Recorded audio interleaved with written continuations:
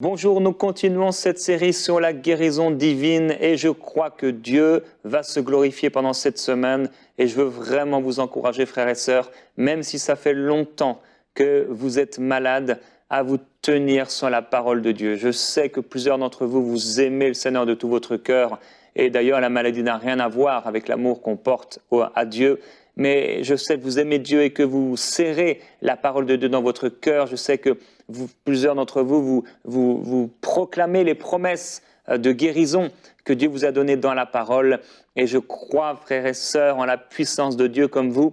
Et je prie que la gloire du Seigneur puisse toucher votre corps qui est malade, afin que vous puissiez être en parfaite santé au nom du Seigneur Jésus-Christ. C'est en effet votre provision, c'est votre portion, et que vous puissiez le recevoir par la foi dans le nom du Seigneur. Et je vais laisser maintenant la place au pasteur Stéphane Kelly.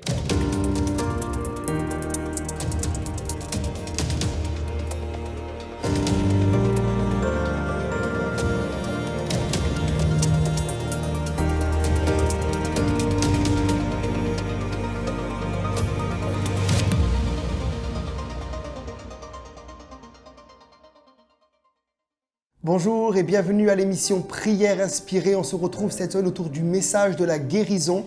Et je veux encore remercier mon ami personnel, le prophète Jérémy Soudril, pour la confiance qu'il me fait de partager avec vous ses enseignements. Et je crois que Dieu, cette semaine, va débloquer des situations bloquées depuis longtemps.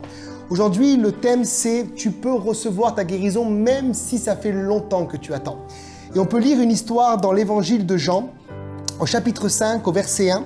Il est écrit: après cela, il eut une fête des Juifs et Jésus monta à Jérusalem. Or, à Jérusalem, près de la porte des brebis, il y a une piscine qui s'appelle en hébreu Bethesda et qui a 5 portiques. Sous ces portiques étaient couchés en grand nombre des malades, des aveugles, des boiteux, des paralytiques qui attendaient le mouvement de l'eau, car un ange descendait de temps en temps dans la piscine et agitait l'eau. Et celui qui descendait le premier après que l'eau avait été agitée était guéri, quelle que fût sa maladie. Là se trouvait un homme malade depuis 38 ans. Jésus, l'ayant vu coucher, et sachant qu'il était déjà malade depuis longtemps, lui dit: « Veux-tu être guéri ?» Drôle de question. Le malade lui répondit: « Seigneur, je n'ai personne pour me jeter dans la piscine quand l'eau est agitée, et pendant que j'y vais, un autre descend avant moi. Lève-toi, lui dit Jésus, prends ton lit et marche. » Aussitôt cet homme fut guéri, il prit son lit et marcha. Amen. On voit qu'à Jérusalem, à la porte des brebis, qui avait été construit du temps de Néhémie, qui est aujourd'hui actuellement la porte des lions. Juste à côté, en rentrant par cette porte sur la droite, il y a la piscine de Bethesda. Et la piscine de Bethesda, c'était une piscine particulière, puisque la Bible dit qu'un ange descendait de temps en temps et agitait l'eau, et le premier qui descendait, quelle que fût sa maladie, était guéri instantanément. Aussi, il y avait de telles piscines dans nos villes et dans nos villages, ces piscines seraient remplies. Et j'aimerais vous dire que cette piscine, la bonne nouvelle, c'est que pour nous, c'est l'image de l'Église. Dieu a institué l'Église locale. Et dans l'Église, c'est vraiment cette image de la piscine de Bethesda qu'on retrouve. Par exemple, le mot Bethesda en hébreu, littéralement, c'est la maison de la miséricorde. Et il est dit que cette piscine avait 5 portiques. Et la Bible dit que Dieu a donné 5 ministères à l'Église. Dans Éphésiens 4, au verset 11, il a donné les uns comme apôtres, les autres comme prophètes, les autres comme évangélistes, les autres comme pasteurs, docteurs, pour le perfectionnement des saints en vue de l'œuvre du ministère et de l'édification du corps de Christ. Il n'est pas dit qu'ils se sont autoproclamés, il est dit que c'est Dieu qui a donné, c'est Dieu qui a suscité. Et on a vu ensemble, lors de la première émission, que c'est quand l'onction vient sur quelqu'un, que l'onction permet que la personne puisse tenir dans une position ou une fonction. Donc c'est l'onction qui a donné les ministères. Et cette piscine, la maison de la miséricorde, il y avait quelque chose de particulier, c'est qu'elle accueillait les malades. À Jérusalem, lorsque les gens étaient malades, paralytiques, aveugles, boiteux, sourds, ils savaient qu'ils pouvaient se rendre dans un lieu où Dieu agissait. C'était la piscine de Bethesda. Et il faut qu'aujourd'hui, il en soit pareil, autant pour nous dans nos églises. Nous devons faire en sorte que les gens viennent dans les réunions. Nous devons accueillir les malades dans des réunions de guérison pour que les gens soient au bénéfice de la miséricorde de Dieu. Qu'est-ce que c'est la miséricorde de Dieu? Si quelqu'un a dit que la miséricorde de Dieu, c'est la corde que Dieu lance à notre misère. Et je suis triste en tant que pasteur d'église locale de voir que trop peu de gens invitent dans les réunions des malades, invitent des prostituées, invitent des pécheurs, invitent des perdus, invitent des gens dont la vie est tortueuse pour que ces gens soient redressés au milieu de nous. Et quelqu'un a dit un jour que l'église n'est pas un musée pour les saints, mais un hôpital pour les pécheurs et un hôpital pour les perdus. On n'aie pas peur si un dimanche tu viens dans la maison du Seigneur et ta place est prise par un malade. Si elle est prise par une prostituée, ne dis pas j'ai l'habitude de m'asseoir ici tous les dimanches, c'est comme ça que je veux que ça se passe. Non, l'église doit s'élargir, les entrailles de l'église doivent s'élargir. Le cœur de Dieu est là dans l'église pour que nous puissions recevoir un maximum de gens brisés, cassés par la vie, qui vont être restaurés par le message de l'évangile. Alléluia. Dans Matthieu 14, au verset 35, on lui amena tous les malades. En parlant de Jésus, ils le prièrent de toucher le bord de son vêtement et tous ceux qui le touchaient étaient guéris. Ça doit être comme au temps de Jésus. Il y a de la place pour les malades, il y a de la place sous les portiques, il y a de la place pour recevoir sa guérison. Et dans cette piscine, il y avait un mouvement de Dieu particulier. On a vu ensemble qu'un ange descendait de temps en temps et agitait l'eau et que le premier qui y descendait était guéri. Et cette image de l'eau qui s'agite, Dieu m'a dit un jour, Stéphane, l'eau qui s'agite, c'est l'image du Saint-Esprit et de l'action de l'Esprit dans l'Église. Ça veut dire que dans chaque église locale que Dieu a instituée, que Dieu a béni, que Dieu a permis un jour que l'existence vienne de cette église locale, on doit retrouver le mouvement de l'eau. Comment on reconnaît une église que Dieu a instituée et une église qui s'est finalement autoproclamée par des ministères qui ne sont pas appelés de Dieu? C'est qu'il n'y a pas de mouvement de l'eau. Quand Dieu est au contrôle, quand Jésus est le chef de l'église, quand Jésus est la tête de l'église, il y a un mouvement de l'eau. Oh combien j'aime dans nos réunions quand le mouvement de l'eau est là, quand les gens viennent sans rien s'attendre, ils viennent désespérés, fatigués, épuisés et tout d'un coup le Saint-Esprit descend. Une parole de connaissance est libérée, une parole de sagesse est libérée, un chant prophétique, un chant en langue et les gens sont touchés par la puissance de Dieu. Des démons sont expulsés et les gens reçoivent instantanément leur guérison. Alléluia. Oh, je me rappelle d'un homme dans notre réunion qui venait, il avait les cervicales collées depuis qu'il était né. Il avait 50 ans et lorsqu'il bougeait, ses cervicales, c'était son corps entier qui faisait un mouvement parce qu'il ne pouvait pas faire mieux. Et un dimanche matin sur l'estrade, l'onction de guérison est tombée, l'eau a commencé à s'agiter et j'ai commencé à dire à cet homme, tu reçois ta guérison, quelqu'un est guéri maintenant au fond de la salle. Cet homme a vu les cervicales instantanément se décoller, il est venu les papiers en main, le dimanche d'après, sa femme a pu témoigner, il était complètement guéri par le Seigneur, alléluia. Encore ce dimanche, une femme a témoigné, elle était atteinte de stérilité. Et puis dans un live de l'église pendant le confinement, alors que l'église ne pouvait pas se réunir, j'avais donné une parole de connaissance pour une femme qui avait peur de ne pas pouvoir enfanter parce qu'elle était vraiment stérile, déclarée par la médecine. Elle a revu les médecins. Elle est complètement guérie aujourd'hui. Alléluia. Gloire à Dieu pour l'onction de guérison dans les réunions. On a vu ensemble dans Ésaïe 10, verset 27, « En ce jour-là, son fardeau sera ôté de dessus ton épaule et la graisse sous l'onction fera éclater le joug. » Quand l'onction est là, les jougs sont détruits. Alléluia. Quand l'onction est là, les malades sont guéris. Oh, nous ne voulons pas des réunions où il ne se passe rien. Nous ne voulons pas des réunions où il y a peu d'onction, où les gens repartent comme ils sont venus. Non, quand l'onction est là, il se passe toujours quelque chose. Mon papa était malade, il était épileptique et il a fait une crise d'épilepsie sur un camping. Des gens lui ont parlé de Jésus. Il est rentré dans une réunion et il a prié le Seigneur en rentrant chez lui et il a été instantanément guéri de l'épilepsie. Quand le Seigneur est là, il se passe des choses extraordinaires. La Bible déclare dans les évangiles que lorsqu'on parlait de Jésus, on disait de lui qu'il fait tout à merveille. Alléluia. Ce temps n'est pas fini. Jésus est le même hier, aujourd'hui et éternellement. Et dans cette piscine, il y a un homme, il est seul. Au verset 5, là se trouvait un homme malade depuis 38 ans. Il est seul et depuis 38 ans qu'il attend sa guérison. Oh, tu me regardes derrière ton écran, tu dis, mais pasteur, tu ne connais pas ma situation, ça fait tellement longtemps que j'attends. La Bible parle de cette femme courbée qui était malade depuis 18 ans. La Bible nous parle également de la femme atteinte d'une perte de sang depuis 12 ans. La Bible nous parle du peuple d'Israël qui était esclave en Égypte pendant 430 ans. Et toutes ces personnes ont reçu un jour le réma de Dieu. Oh, je vois le réma de Dieu venir. Karamande, Rikaso Ribabasha, Yarabababasata, Rikato Ribababasanta. Je vois des femmes qui sont stériles. Mettez la main sur votre ventre. Karabashata, Rikaso Shata, Ribabato Ribasatakata.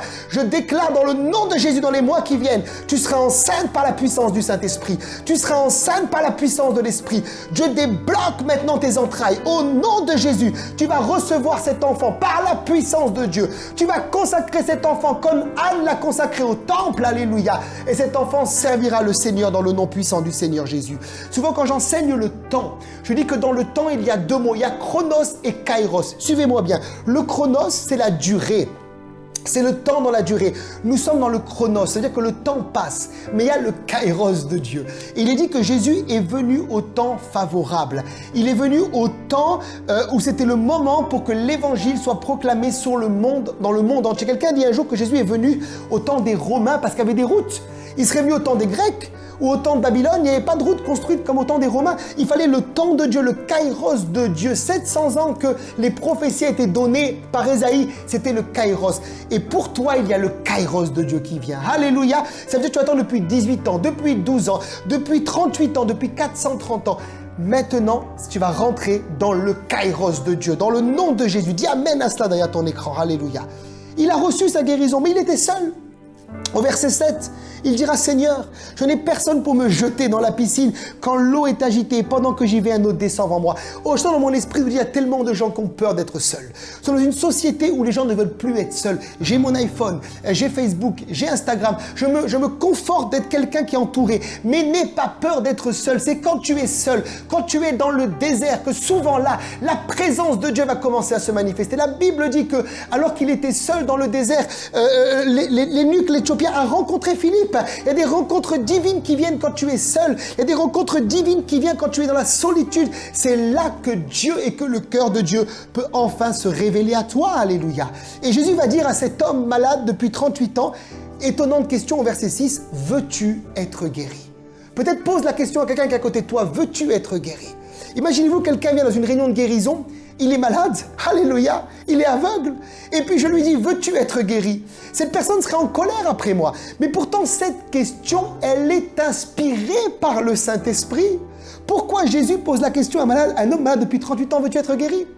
Dieu a parlé à mon cœur, parce qu'il y a des gens qui ne veulent pas être guéris.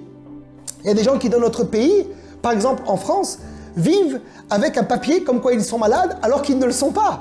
Et ils reçoivent chaque mois une allocation comme quoi ils sont malades alors qu'en fait ils sont en bonne santé. Et ces gens-là sont des gens qui bloquent leur vie, qui amènent même des malédictions parfois sur leur vie. Parce que Dieu les a mis en bonne santé et ils ne veulent pas travailler. Veux-tu être guéri? Il faut le vouloir, la guérison. Il faut le désirer. Alléluia. Vous savez, quelqu'un dit un jour, Dieu ne te libère pas de tes amis, mais il te libère de tes ennemis. Alléluia. Psaume 18, verset 4. Je m'écris, loué soit l'Éternel et je suis délivré de tous mes ennemis. Il faut que la maladie soit ton ennemi. Il faut que le péché soit ton ennemi. Il faut que la cigarette soit ton ennemi pour être délivré de cela. Il faut que l'adultère soit ton ennemi. Il faut te lever contre la maladie en proclamant et en déclarant la parole de Dieu. Un jour, mon père faisait une réunion de guérison comme ça et puis il a prié pour une sourde qui a entendu ou un aveugle, je ne sais plus, quelque chose de très très spectaculaire. Et puis la personne avait un problème de cœur. Et mon père a dit, mais vous savez que le même Dieu qui vous a guéri des oreilles peut aussi vous guérir du cœur. On va prier. La personne a répondu, non, je ne veux pas, j'ai une pension pour le cœur. Et cette personne-là, elle va rester malade toute sa vie. Parce qu'il faut vouloir être guéri. Est-ce que quelqu'un m'entend? Il faut vouloir être guéri. La deuxième raison, c'est que Jésus voulait sûrement réveiller sa foi. Et je sens dans mon esprit des gens qui nous regardent, Dieu veut réveiller votre foi par cet enseignement. 38 ans malade, 38 ans avec le même grabat, 38 ans avec le même lit. Cette personne devait tellement être seule et découragée que sa foi devait être anesthésiée. Oh, ces temps de confinement ont anesthésié la foi de tellement de croyants. C'est le temps de réveiller ta foi, peuple de Dieu. C'est le temps de t'attendre à des plus grandes choses. Et quand la foi est réveillée, on ne s'attend pas à des petites choses. mais à des grandes choses. Moi, je crois que Dieu peut te donner une place pour garer ta voiture. Alléluia. Mais je crois aussi que Dieu peut ouvrir les yeux des aveugles. Attends-toi à des plus grandes choses. Vous savez, Reinhard Bonnke, on lui a posé la question une fois, mais pourquoi il y a plus de guérisons en Afrique qu'en France? Il a répondu, je prêche le même message, mais les gens n'ont pas la même foi.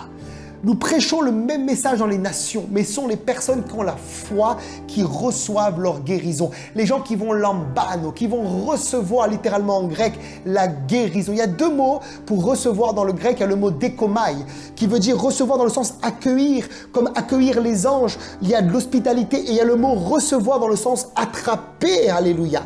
Et quand Jésus parle du Saint-Esprit, il dit vous recevrez une puissance. Il parle de lambano en grec, d'attraper. Tu dois attraper la guérison. Ton homme intérieur doit saisir la victoire sur la maladie. Alléluia. Ta foi doit être libérée. Dans Matthieu 11, verset 12, il est dit, c'est les violents qui s'emparent du royaume de Dieu. Une autre traduction dira, ce sont les gens déterminés qui s'emparent du royaume de Dieu. Hébreux 11, verset 6, or sans la foi, il est impossible de lui être agréable, car il faut que celui qui s'approche de Dieu croit que Dieu existe et qu'il est le rémunérateur ou qu'il salarie, littéralement en grec, ceux qui le cherchent. Cet homme qui était malade depuis 38 ans, il ne s'attendait plus à rien. Et Dieu devait réveiller sa foi.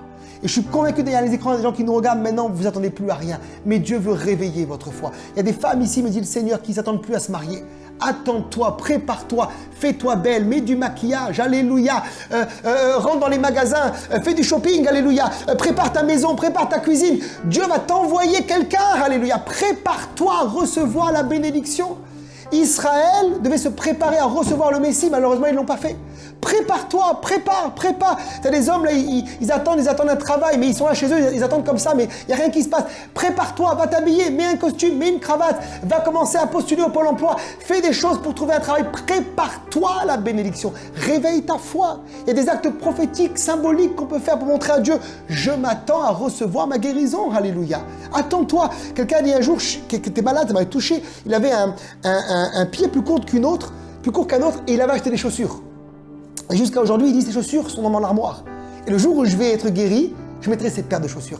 Mais c'est un acte de foi extraordinaire. Il n'a pas encore reçu, mais bientôt il va recevoir cet homme-là, c'est sûr. Il y a un temps de visitation qui va venir sur sa vie parce que Dieu honore et récompense la foi. On voit que cet homme, il a été guéri. Au verset 9, lève-toi, prends ton lit et marche aussitôt. Cet homme fut guéri. Il prit son lit et marcha.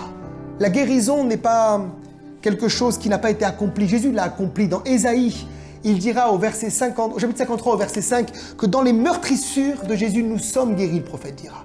1 Pierre 2, 24 dira que dans les meurtrissures de Jésus, nous avons déjà été guéris. C'est la volonté de Dieu de te guérir aujourd'hui.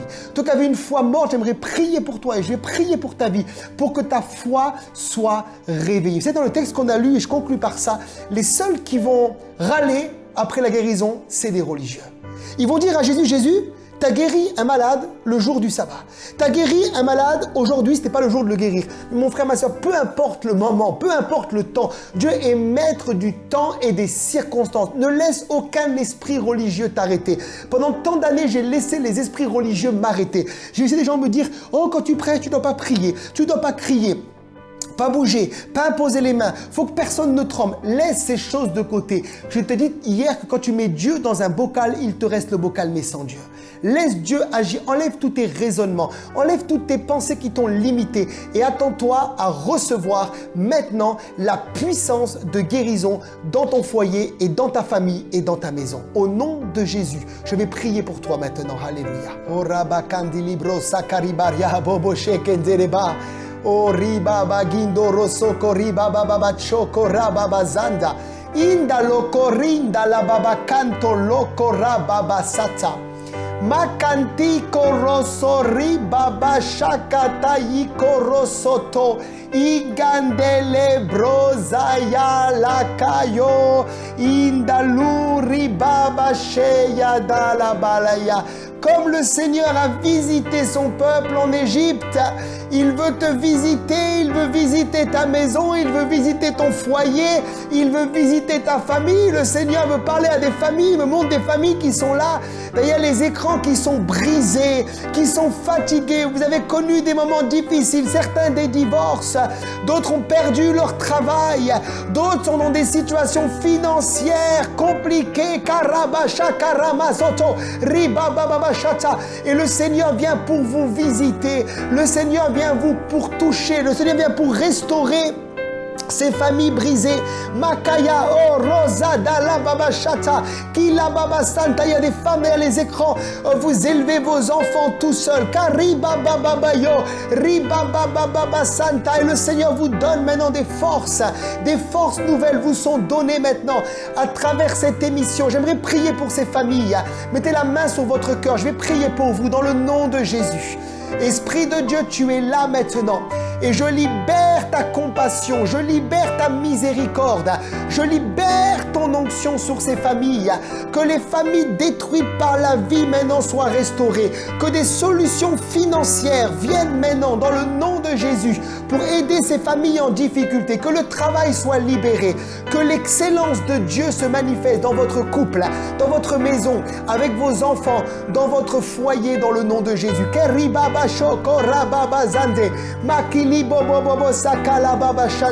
Je prie pour des personnes, me dit le Seigneur, qui ici ont des talents, notamment des talents au niveau de la musique ou artistique. Et vous avez arrêté quelque chose. Vous avez commencé avec ce talent, mais vous avez arrêté. Et le Seigneur veut vous utiliser puissamment dans cette génération et dans cette saison. J'aimerais aussi prier pour vous. Mettez la main sur votre cœur. Qu'au nom de Jésus, quelque chose ressuscite en vous maintenant. Que le talent que vous avez enterré soit déterré et soit mis maintenant au service du Maître.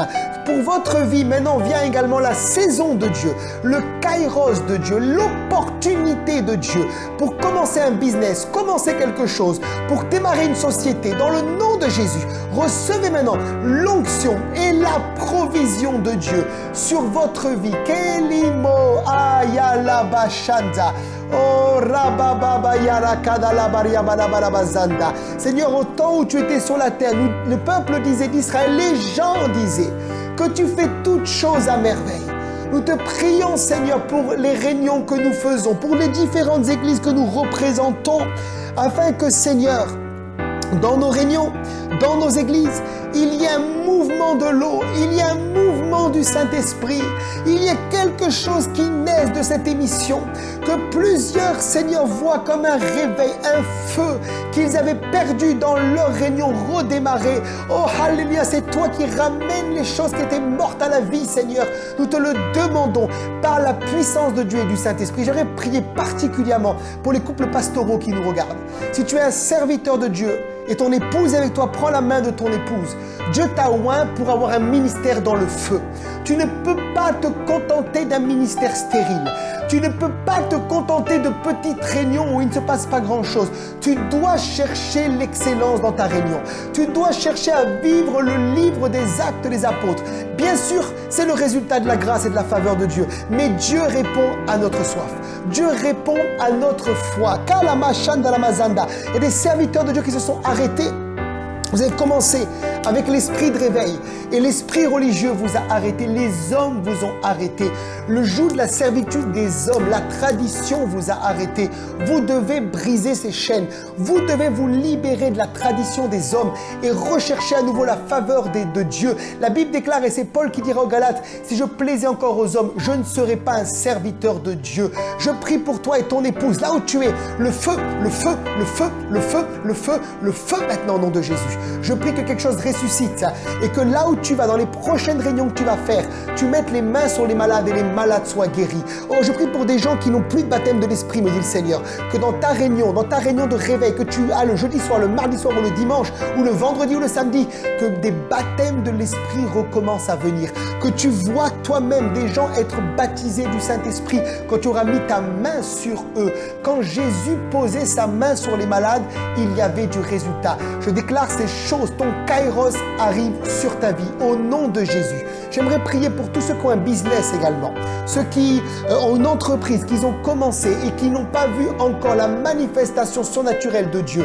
Mets la main sur ton cœur. Kalamayenderebo, Rakasatari Babashata, Rikandolo Bobobo Santa. J'appelle la faveur de Dieu. J'appelle le kairos de Dieu. J'appelle l'onction de Dieu à venir et j'appelle des nouvelles idées, j'appelle des nouvelles pensées, j'appelle des nouveaux projets, j'appelle des nouvelles réflexions, j'appelle des nouveaux associés, j'appelle des nouvelles personnes qui vont travailler avec toi au nom de Jésus.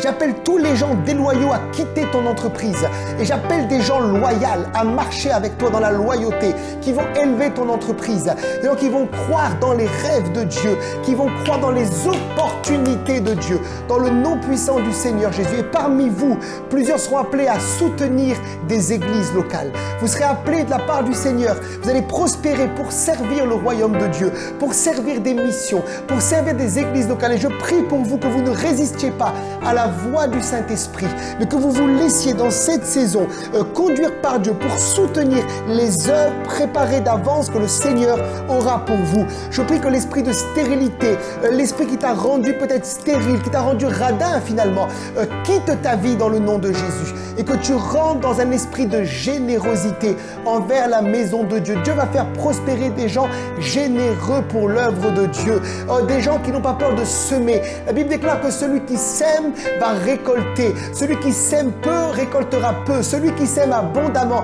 va récolter abondamment. Ne sème pas n'importe comment, sème sous la voix de Dieu, sème sous la conduite du Saint-Esprit, mais n'aie pas peur lorsque Dieu te dit de semer, de semer. La Bible parle de cette femme qui a donné cet argent. Elle était veuve, elle était pauvre. Elle a mis seulement cette petite pièce. C'était pas du superflu, c'était du nécessaire. Et un jour, l'Esprit de Dieu m'a dit, Stéphane, cette femme, elle n'a pas donné juste une pièce, elle a donné sa vie. Elle a donné sa vie. En donnant cette pièce, elle ne savait pas ce qu'elle allait manger le soir. Elle ne savait pas de quoi elle allait vivre ou comment elle allait payer son loyer. En donnant cette pièce, elle a donné sa vie. La manière dont tu donnes à Dieu révèle ce qu'il y a au fond de ton cœur. Voilà pourquoi les gens qui donnent peu parfois pour l'œuvre de Dieu sont des gens qui n'aiment pas en réalité aux profondeurs dans leur cœur l'œuvre du Seigneur. Sois quelqu'un qui sème abondamment et tu vas récolter abondamment. Dans le nom de Jésus, j'appelle la provision de Dieu sur ta vie. J'appelle la provision de Dieu. Jésus a multiplié les pains et les poissons avec 5 pains et 2 poissons. Il a nourri 5000 hommes sans compter les femmes et les enfants. J'appelle cette provision de Dieu surnaturelle à venir au nom de Jésus. Je prie maintenant pour terminer pour toutes les femmes célibataires et tous les hommes célibataires qui nous regardent. Je prie pour que l'opportunité de Dieu vienne. Le Seigneur me dit qu'il y aura comme pour votre vie des raccourcis, des gens qui vont venir pour vous dire marie-toi avec moi, ne le faites pas si ce n'est pas le plan de Dieu. Je prie que vous reconnaissiez dans votre saison, dans votre génération, la personne préparée d'avance, que vous cherchiez l'excellence de Dieu pour votre vie et que dans le nom de Jésus, des opportunités divines viennent se présenter à vous. Ne cherchez pas, c'est Dieu qui va envoyer. C'est lui qui va envoyer. J'ai rencontré mon épouse parce qu'il me l'a envoyé de loin. Oh, vous recevrez cette grâce qui est sur moi coule maintenant sur vous dans l'autorité du nom puissant du Seigneur Jésus. Et n'oubliez pas, rien n'est impossible à notre Dieu. On se retrouve demain avec les obstacles à la prière. Que le Seigneur vous bénisse richement.